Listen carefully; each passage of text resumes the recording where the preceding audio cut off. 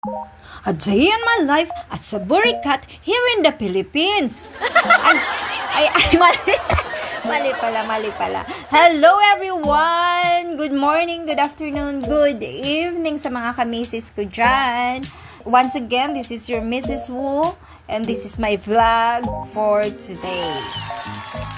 At dahil kauwi lang po ng aking asawa from Korea, ay itinodo na po namin ang aming family bonding at ang aming gala. So, 1 week din po kaming laging nasa labas ng bahay. So, ayun po, papunta kami sa Bato Spring Resort ngayon, which is nasa Dolores, San Pablo, Laguna. Kung saan madadaanan nyo po papuntang Bicol bandang left side po. So, finally, nakarating na po kami sa Bato Spring Resort. Ito na po yon. At unang-unang pong bumungad sa amin, yan, mga manok, mga pusa at mga aso na ang gigiliw sa amin. Kaya hindi ako nag-atubiling bumili ng pagkain kasi parang gutom sila. Yun, pinakain namin. So, ayos naman. Ayun, pagkatapos namin kumain, nag-check-in muna kami. Dahil gusto namin mapahaba yung banding namin at oras dahil kinabukasan na alis na aking hubby. So, check-in muna. So, after mailipat po yung gamit namin sa room, ayun. Wala nang patumpik-tumpik pa. Tara na, ligo na. Loob na sa malamig na tubig.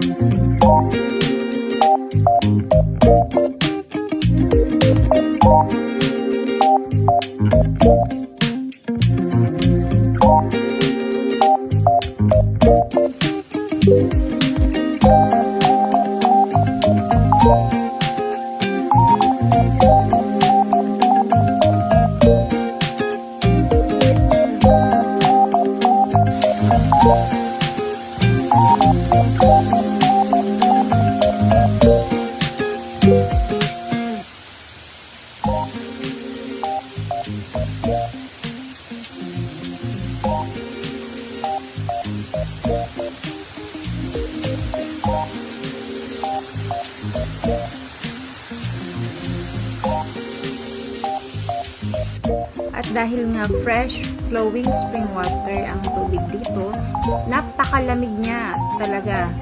Kaya kami umahon na, hindi na kinaya at bandang hapon na rin ito, mga alas 5 ng hapon. So ayan, huling sulyap muna.